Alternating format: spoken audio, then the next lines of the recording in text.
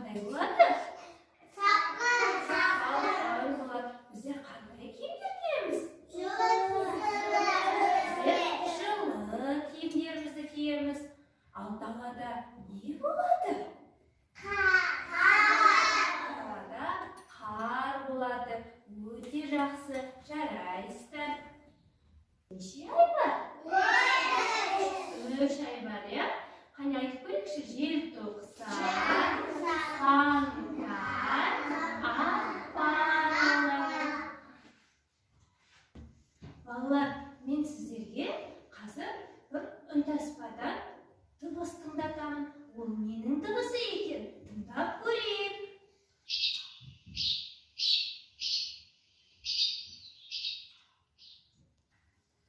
Балалар, бұл ненің дыбысы? Құстардың дыбысы. Дұрыс айтасыздар, балалар. Құстар, балалар, біз бүгінгі құстармен танысамыз. Құстар, балалар, табиғаттың бір бөлшегі. Балалар, құстар ұшады. Пайдасы өте көп екен құстардың, балалар. Құстар ағаштардағы құрт-құмырсқаларды жеп қоректенеді екен. Құстар 2 топқа бөлінеді.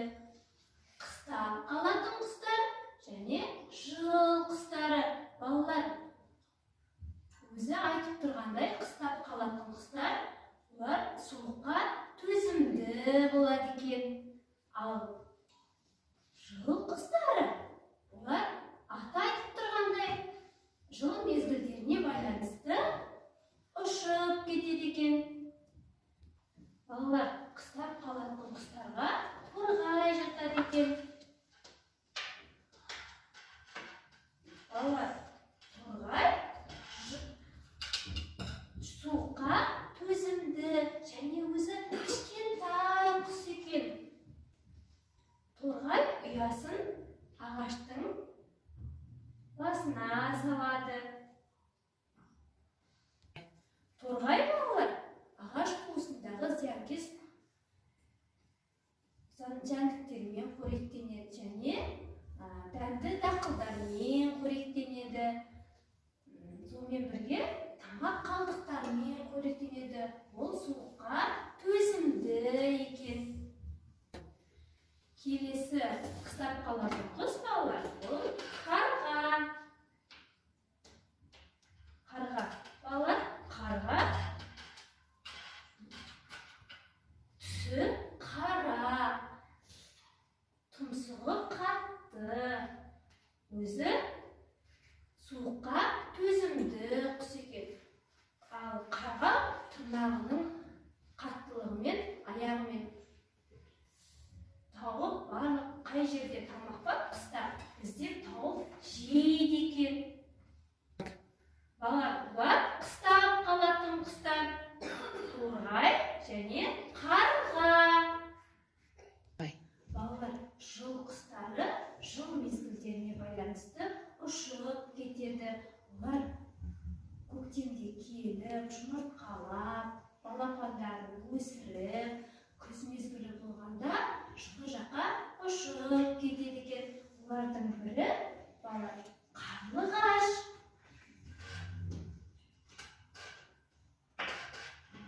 Қарлығаш еңбекқор құс.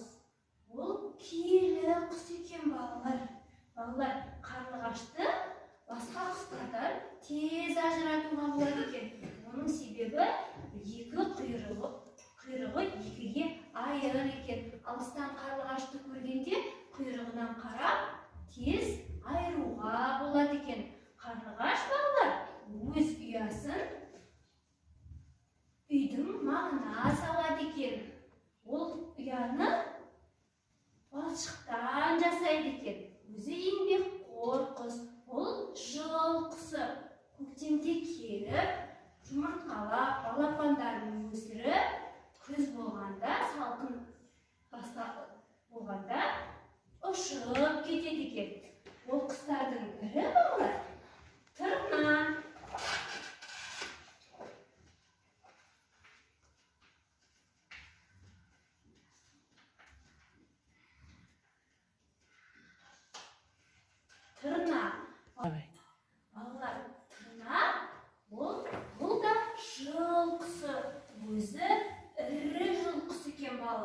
Оның аяғы ұзын болады.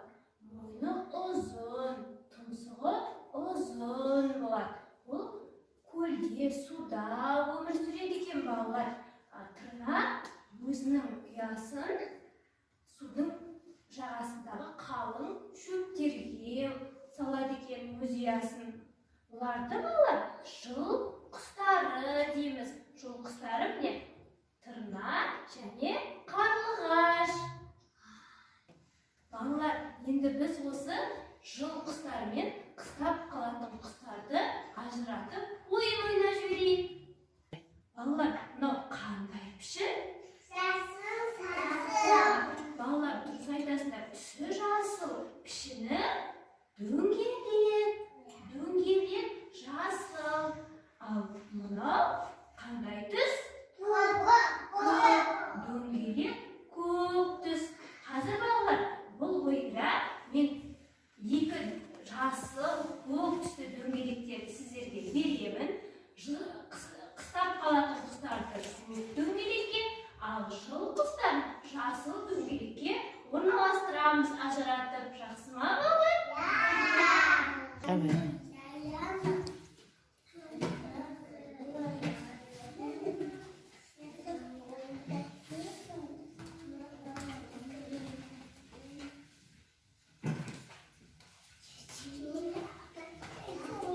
Жыл құстарымен қыстап қалатын құстарды ажыратамыз.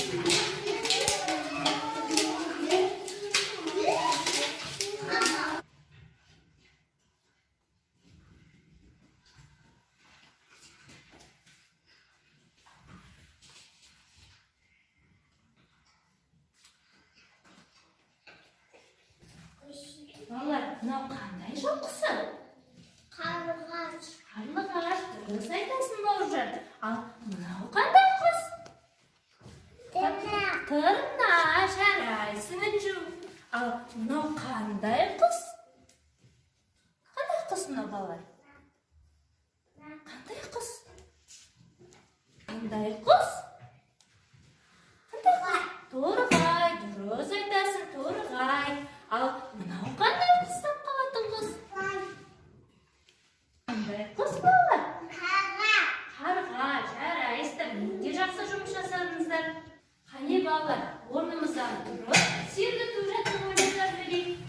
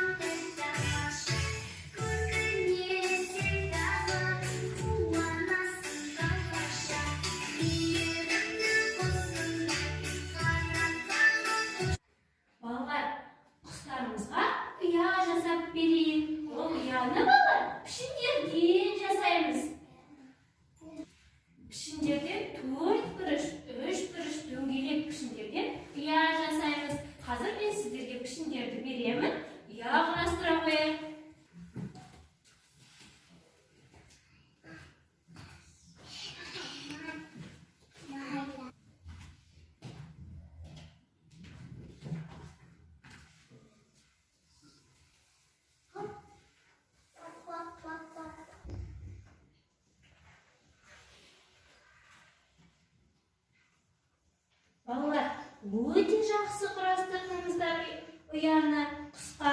Ол қандай пішіндер? Қандай пішіндер мыналар балалар? Дөңгелек, дұрыс айтасың. Және қандай пішін бар? Төрт бұрыш. Және тағы қандай пішінмен құрастырдық?